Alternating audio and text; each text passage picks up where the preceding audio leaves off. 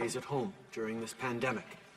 On Sunday in London, Ontario, that's what a grandmother, 2 parents, and 2 children went out to do. 3 generations of the Afzul family. Salman, Madia, their children Yumna and Fayaz, and their grandmother. But unlike every other night, that family never made it home.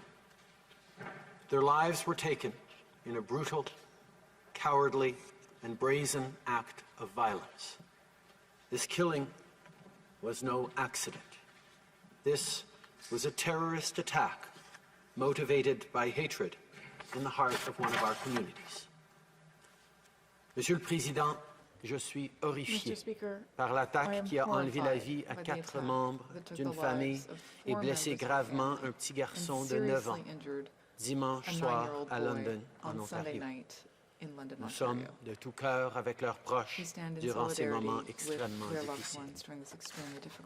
Et on espère tous que le petit garçon pourra se remettre de ses blessures rapidement, même si on sait qu'il vivra longtemps avec la tristesse, l'incompréhension et la colère causées par cette attaque lâche et islamophobe. Ce n'est malheureusement pas un cas isolé. La Grande Mosquée de Québec, the cowardly murder of Mohammed Aslam Zafis at a mosque in Toronto, the violent attacks against Black Muslim women in Edmonton, and so many other people across the country who faced insults, threats, and violence. They were all targeted because of their Muslim faith. This is happening here in Canada, and it has to stop. Monsieur le Président, on ne doit pas s'habituer à cette violence. On ne doit pas se laisser désensibiliser. On ne peut pas accepter que ça devienne normal. Chaque fois qu'on est témoin de cette haine, on doit la dénoncer. Et ça commence par des petits gestes. Words matter. They can be a seed that grows into an ugly, pervasive trend. And sometimes they lead to real violence. The jokes that are not funny, the casual racism, the insinuations that are only meant to diminish, the toxic rhetoric, the disinformation and the extremism online, the polarization we see too often in our public discourse and in our politics. As leaders and as Canadians, we not only have to say enough is enough, we must take action. We cannot allow any form of hate to take root, because the consequences can be far too serious. We've seen it in Christchurch. We've seen it in other places around the world, and we've lived it here at home. Right now, Canadians are outraged by what happened on Sunday, and many Muslim Canadians are scared. Last night, I spoke with the Mayor of London, Ed Holder, and a representative of the local Muslim community, Nawaz Tahir, to share my condolences and discuss the urgency of what more we must do to keep our communities safe. Mr. Speaker, we stand with the people of London and with Muslim communities across the country. We're going to continue to fund initiatives like the Security Infrastructure Program to help protect communities at risk and their schools and places of worship. We'll continue to fight hate online and offline, which includes taking even more action to dismantle far-right hate groups, like we did with the Proud Boys, by adding them to Canada's terror listing. And we'll continue doing everything we can to keep communities safe. L'auteur de l'attaque cruelle de dimanche à London ne nous représente pas en tant que Canadiens, parce qu'on sait qu'on est plus fort dans la paix que dans la haine et la violence. Mais on sait aussi qu'il faut se dire la vérité. Cette haine et cette violence existent chez nous, que ce soit dans la rue, en ligne ou ailleurs. Et tant qu'elle va exister, on va avoir du travail à faire. Mr. Speaker, if anyone thinks racism and hatred don't exist in this country, I ask to them this: how do we explain such violence to that child in hospital? How can we look families in the eye and say Islamophobia isn't real? When you listen to the black Muslim woman who constantly looks over her shoulder at the bus stop, fearing someone will pull off her hijab or hurt her, she'll tell you Islamophobia exists. If you listen to the parents who beg their children not to wear traditional clothes for fear of them being harassed or attacked simply for what they're wearing, I'll tell you, racism exists. Muslim families have often felt uncertain or even fearful when they go out in the streets wearing traditional garb. The reality is, most Canadians haven't necessarily been aware of that fear that far too many racialized and Muslim Canadians carry with them anytime they go outside. If the attack in London has any follow-up or I don't even want to say positive, but any impact on non-Muslim Canadians, it should be this: to understand the anxiety and the fear that our fellow Canadians carry, that they shouldn't be. And it is on all of us to understand that experience and be there to support and to help. We can and we must act. As Canadians, we've been fighting a global pandemic for over a year now, and we did it by coming together, by working together. And that is the only way of confronting the ugly face of hatred. I want all Canadians to know that we are all diminished when any one of us is targeted. We need to stand up to reject racism and terror and work together to embrace what makes our country strong, our diversity. May peace and blessings be upon you.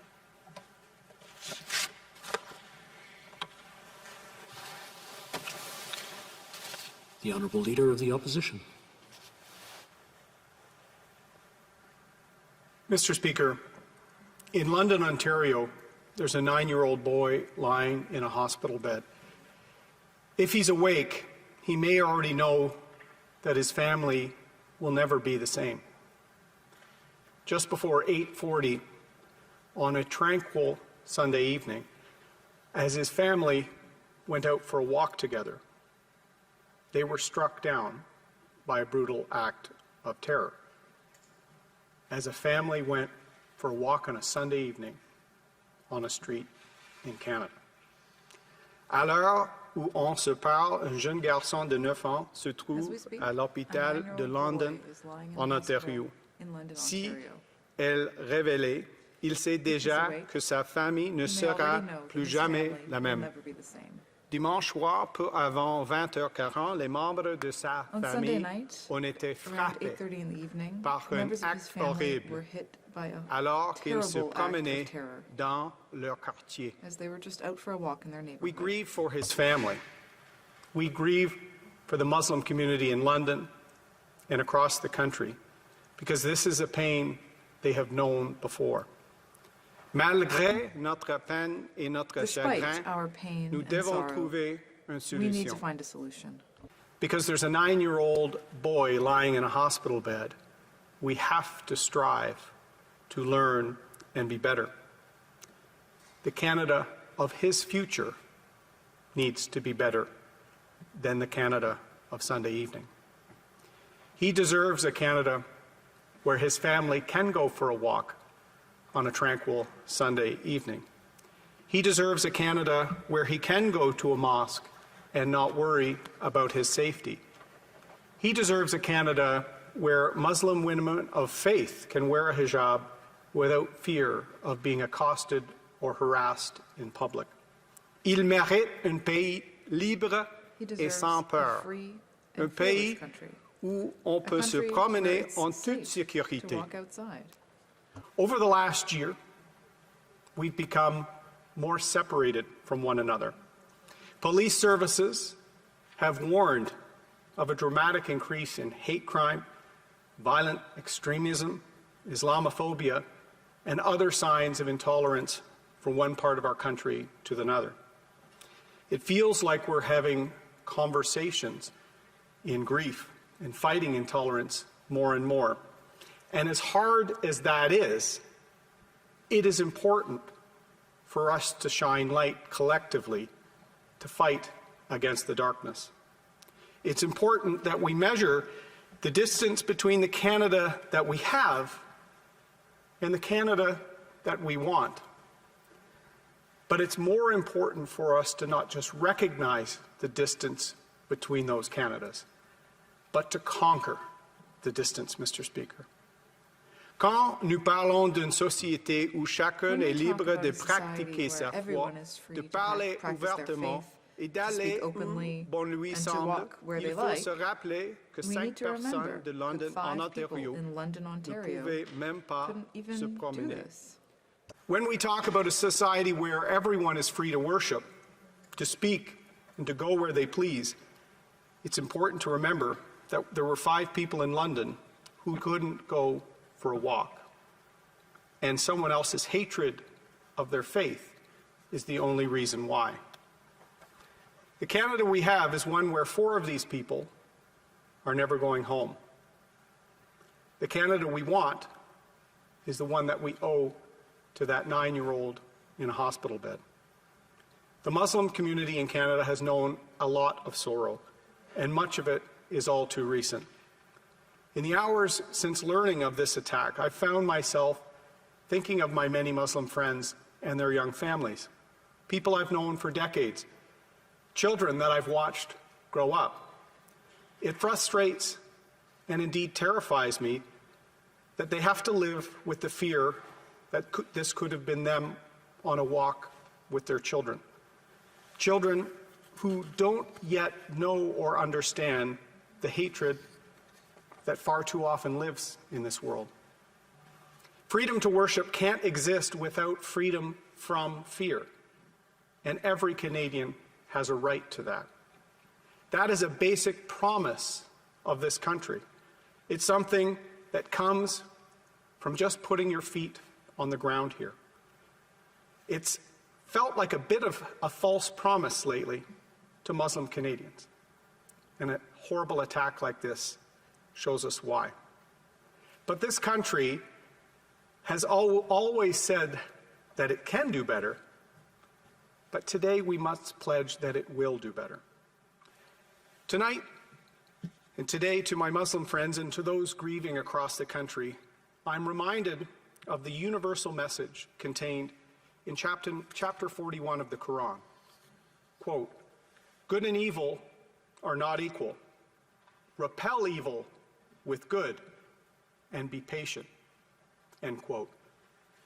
While your faith asks you to be patient in the face of evil and adversity, our first duty as political leaders is to ensure the security of our citizens and to ensure that Canadians can be free to live, work, and pray as they wish. Your patience in the light of this horrific attack will transform our resolve to stand with you and fight against intolerance and evil. Tonight, as the people of London hold a vigil for the family lost to this horrific attack of terror, let us resolve to do more than just grieve. Many Canadians, including one 9-year-old lying in a London hospital bed, need us to do that more than ever. Thank you, Mr. Speaker. L'honorable député de Belleuil-Chambly. The honourable member for Belleuil-Chambly. Monsieur le Président, Mr. Speaker, comment en finir avec la haine? do we get rid of hate? Comment en finir avec la violence? How do we Comment en get rid of finir avec violence? la peur de la How différence? do we get rid La of the tragédie de fear London of doit nous other pousser or à of difference? réfléchir The davantage. tragedy in London On ne is peut pas forcing laisser us to ces reflect on événements these se things produire et se more. reproduire We can't encore allow these things to happen et encore over and over et ne rien and faire over d'autre again qu'offrir and do nos condoléances répétées. nothing other than offer our Il faut que ça arrête. condolences and our tears. faut This que ça arrête must stop. maintenant. This must stop now. Nous le devons à cette We owe famille de this London, nous le devons to the family in aux familles de London, la Grande and we Mosquée owe de it to Québec. the Nous le families devons of the Grand Mosque à toutes les in Quebec minorités City. We owe this ethniques, to sexuelles, all minorities, be they religieuses, ethnic, comme nous le sexual, devons or aux femmes religious, et à nos frères et sœurs just as des we Premières owe this Nations. to women and to our devons brothers and chercher sisters et trouver of the First Nations. des We solutions need to pour look que la for and violence, find cette violence solutions ciblée, to put a parce qu'on stop croit to this en violence, autre this chose. targeted violence, parce qu'on aime différemment, because people Parce believe qu'on in a la different peau things, because d'une autre people couleur. love differently, or because Tout people ça doit have cesser. a different skin color. All of this Et must prenons stop. l'engagement de Let's travailler undertake à en finir to avec ça. work toward ending this. Mais l'heure n'est pas encore aux solutions. L'heure But est now à is la not the mémoire. time to talk Ce solutions. temps doit Now is appartenir the à Salman, time à Madia, to commemorate. Yumna et à la mère This de time Salman. belongs to Ce temps Salman, doit Madiha, appartenir Yumna, and Fayez. Salman's mother. Petit garçon This time soudainement belongs et to horriblement Fayez, the young devenu boy who orphelin. was suddenly and horribly made into Je an ne peux orphan. imaginer I la cannot douleur qui imagine attend cet enfant. this child's pain, Il lui faudra the pain beaucoup that d'amour, awaits him. beaucoup. He will need a lot of love, a lot of Et c'est love. peut-être la seule bonne And perhaps that's réponse the à only donner good à la haine. answer to hatred. Nos premières pensées vont So à our Fayez. first thoughts are with Nous Fayez. souhaitons de tout cœur We qu'il se sincerely remette de hope ses blessures that he will recover et from qu'avec his le injuries, soutien and with the de toute la support communauté, of the entire community, musulmane ou non, Muslim or il se not, remette de ce triste événement. we hope he will get Ce over jeune this garçon tragic a incident. perdu sa famille, This young boy has Fauché. lost his whole family, arrachée struck down parce qu'elle est musulmane. because they were Y Muslim. a-t-il quelque chose de plus Is there anything more fondamental fundamental que la famille? than Y family? a-t-il quelque chose de plus Is there anything douloureux more painful que perdre sa famille? than losing one's family? Dimanche, une promenade de Sunday, début de soirée en famille s'est terminée en An tragédie. early evening victime d'une walkabout as a insensée family et ended in dégradante tragedy. à l'égard They were des victims musulmans. of senseless hatred Dimanche soir, toward un Muslims. événement qui n'est pas sans rappeler On la Sunday tragédie du evening, Québec, car une fois de plus This was brisé an des event vies. that reminded us all of the tragedy in Quebec City. Aux gens de la communauté Once again, musulmane, lives were aux amis broken. et aux proches, To de la the famille people of Salman, the Muslim community, to aux gens de the London friends and et de loved ones l'Ontario of en the entier, Salman family, to j'offre the people au of nom du London Bloc and québécois all mes Ontario, plus sincères on behalf of the Bloc condoléances. Québécois, I offer Nous my sommes de most tout cœur sincere avec vous. sympathies. We, Monsieur le Président, our thoughts are with you. souhaitons à Fayez qu'il trouve Mr. Speaker, dans la let's hope communauté de Fayez London finds in le the réconfort community et la of force London pour passer the à comfort travers and the strength cette to get terrible through épreuve this et terrible souhaitons ordeal. qu'il trouve And dans let's sa hope he communauté finds in une his plus grande community famille. a Une bigger famille qui family, ne remplacera pas a family that celle won't qu'il a perdue replace cette the one he semaine, lost mais this une week, famille qui l'aimera. but a family that will love soutiendra. him, Il support sera him toujours là and dans les always moments be les there plus difficiles, in the toughest times, mais aussi présente but also quand ce jeune homme when retrouvera this young le bonheur. man finds happiness again. Il faut en finir We avec la need haine. Il faut to en get finir rid of avec hate. l'islamophobie. We need to get et toutes rid les of formes de Islamophobia and all Il faut en forms of finir racism.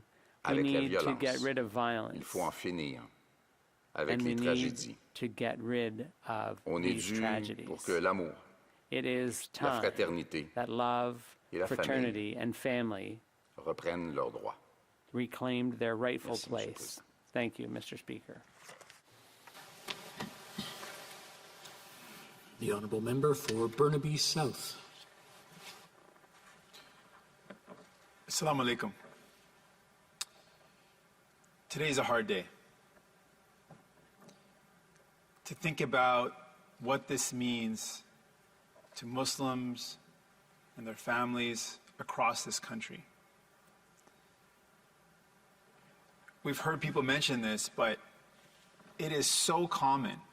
All of us have gone for walks with our family in this pandemic because there's nowhere else to go. There's places that are shut down. So you go for a walk. And to think that a family going for a walk couldn't make it home. To think that that casual walk around the block in our neighborhood would be one's last. To think that you can't walk safely down your own street. And to think about what that means for a Muslim family. Right now, people are talking to their families and saying, you know what, maybe you shouldn't go for a walk. There are people literally thinking about whether they should walk out their front door in our country. When we think about what that means, some people have said, this is not our Canada. And I think about what that means when people say, this is not our Canada. This happened in London, Ontario. I lived in London, Ontario for 5 years. I loved my time there. I think about the fact that my parents chose to make Canada our home. I love my home. I love this place. But the reality is, this is our Canada. This is our Canada.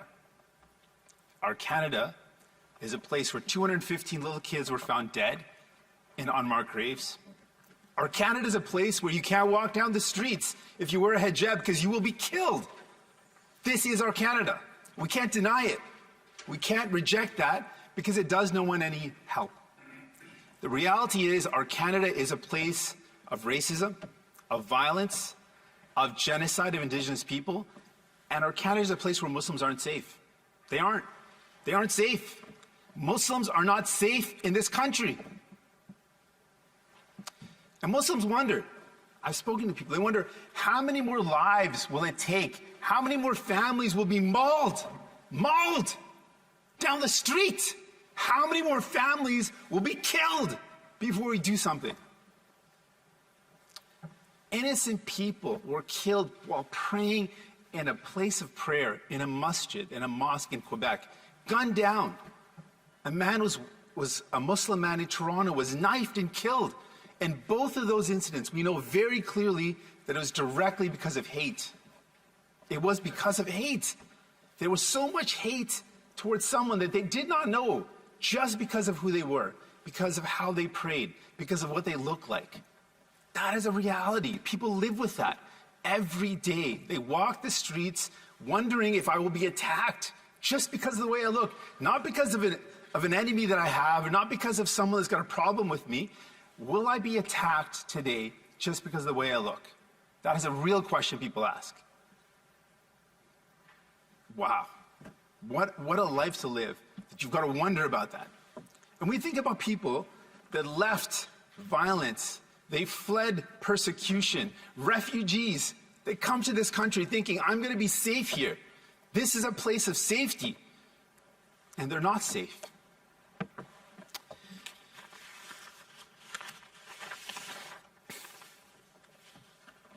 To Muslim Canadians, I'm so sorry that you have to live like this, that you have to live in fear. But there are things we can do. There are things we can do. When we think about the lives lost, we think about Salman, Madiha, Yumna, and young Fayez, who's still alive, and his grandmother. We think about those lives lost and Fayez still living. What can we do? What can we do now? Things have to change. We can't just do the same thing. We can't just continue as if nothing has happened. There have been so many lives lost, and people are frustrated. So what can we do? One, acknowledge that this is the reality that we have to deal with. This is Canada. This is a part of the country we live in. We've got to deal with it. We can't deny it. We can't ignore it. We have to confront it. This is a part of the country that we live in, and we've got to find a way to make things safer for people. We have to acknowledge that the real and urgent threat to Canadians' safety, these are Canadians, the real and urgent threat to Canadian safety is coming from hate. It's coming from extreme right-wing ideology. It's coming from white supremacy. It's coming from hate groups that are expounding this type of hatred and radicalizing people. That is the real threat to Canadians' lives right now. So something's got to change. There's got to be resources placed to address the real and urgent threats to Canadians' lives. It is not coming from other places. It's coming from Canada, and it's coming from people radicalized to hate people who look different, who pray differently. That is the real threat that Canadians are facing. So then someone's got to listen to this and acknowledge that if that's the real threat, then resources have to be put towards addressing this real threat. We know, and this is a harsh reality, politicians have used Islamophobia for political gain. They have. They have used it as a divisive tool. That has to end. No one can ever use Islamophobia for a political gain. And we all know when it's been done. We all know how it's happened. And I'm not saying that it's solely those politicians who have used Islamophobia for political gain who are to blame. Absolutely not. But you are surely a part of the problem. If you have used Islamophobia for political gain, thinking I can divide people and get votes, this is the result of it. This is what happens when you divide people. You inflame hatred and people die. That's what happens. We need to tackle online hate.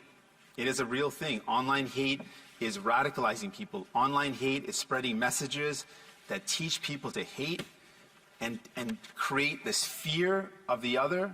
We know that is happening, and we have to be serious about tackling it. Something has to change. It can't just continue. Another life can't be lost, and we do nothing about it. Another family can't be mauled down in the streets and nothing happens. Ce que s'est passé, c'était un acte de violence, c'était un acte de terrorisme, c'était un acte de haine. Et on doit faire face à la haine directement. Ce qui s'est passé, c'est insensible, c'est incompréhensible, mais on doit agir. C'est maintenant le moment de prendre une décision. On va faire quelque chose pour mettre fin à la haine, pour mettre fin à ce sort de violence. We have to make this a moment where we decide to do something different as a country, where we come together and say we are going to put an end to hatred, we're going to put an end to violence, we're not going to allow political leaders to use this type of divisive hatred to gain political points. That has to end. That can't continue. We have to be serious about this.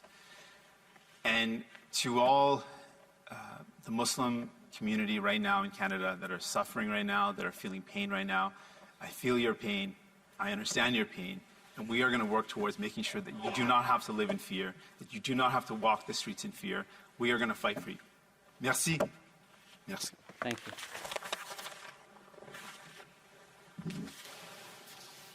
I believe the honourable member for Saanich Gulf Islands would like to seek unanimous consent to respond to this statement. All those opposed to the honourable member responding to this statement will please say nay. Agreed. The honourable member for Saanich Gulf Islands. Thank you, Mr. Speaker, for putting my request forward, and thank you to all my colleagues for this opportunity to speak to this horrific event. Assalamu alaikum. I start with these words. Our hearts are broken. Our minds are numb. This could speak for all of Canada. These are the words of Omar Khamisa, who works as community outreach with the National Council of Canadian Muslims. To everyone in that council, to everyone who is a regular visitor to the Islamic Center of Southwestern Ontario, where I've had the great honor to meet with imams, to speak of true Islamic spirit, to talk about the enormous contribution to Canada from our Muslim community. La communauté, les familles musulmanes sont une partie intégrale de notre pays. Nous sommes une famille partout au Canada. Et c'est un moment de grande tristesse, sans non pareil. We say these words over and over, as we experience, as my honorable colleagues, the Right Honorable Prime Minister, the honorable leader of the official opposition, le chef de Bloc Québécois, the leader and of the Bloc the leader of the Québécois. New Democratic Party, who so movingly reminded us of all the ways in which our society is not the one we think we are. We've been holding a mirror up to ourselves for some time now, and it's hard to like what we see.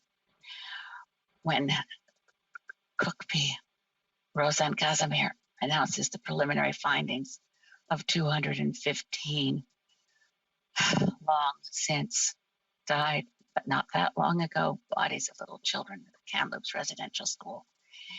This event reminds us of how we stood together, and many of us here today in this chamber will remember standing in the bitter cold of Quebec City in 2017 with the Islamic community of Quebec City after the shootings in the Quebec City Mosque, and saying never again. What strikes me now as we gather together again to repeat our frequent calls that we do better, I think of the honorable member for Mississauga, Erin Mills, and her motion 103. Now, I think of her courage because I know she was targeted with some very nasty messages after she stood up and said, we have to do something about Islamophobia and anti-Semitism and hatreds of all kinds. We have to look at ourselves in the mirror and figure out what we do about it. One thing that Motion 103 did was, I think for many of us in this place who were serving when that was put forward, exposed us to Islamophobia.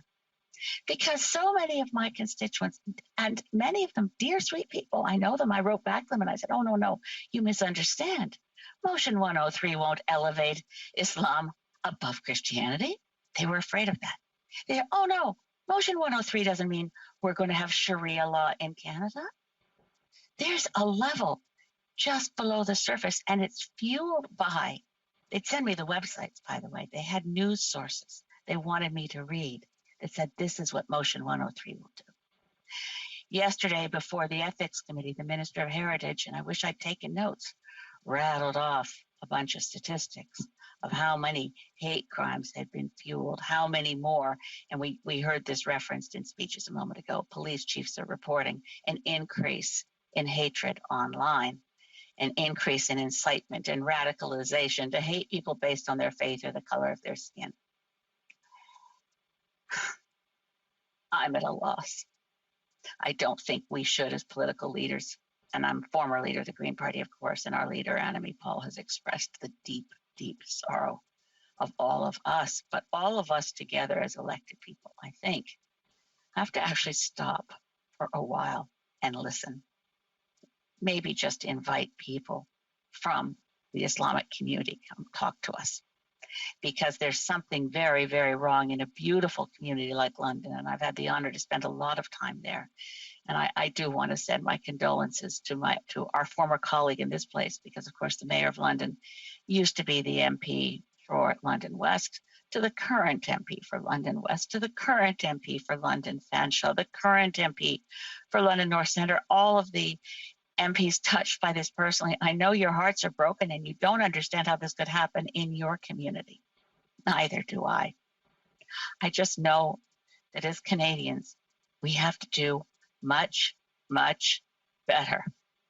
And that starts with acknowledging that we are broken, that we allow people to be infested by a seething hatred that would look at a beautiful family out for a Sunday walk and with premeditation, according to the police, with premeditation, try to wipe out a whole family.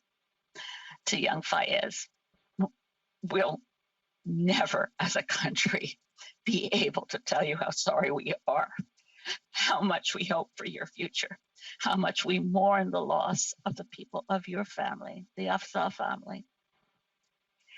So with that, Mr. Speaker, I don't think it helps us much as politicians to pretend we have answers. But I do agree with the Honourable Leader of the New Democratic Party. If I ever again see a political party trying to divide us based on someone wearing a hijab, let's call that out. Let's make sure that we say to all of the Islamic community of this country, from the bottom of our hearts, we ask for your forgiveness, that we let this hatred live among us. We love you.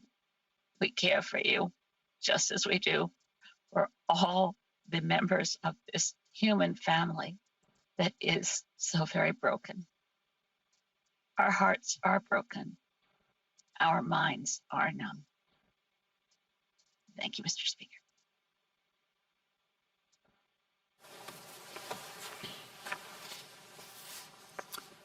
Reports from interparliamentary delegations. The Honourable Member for Canada Carleton.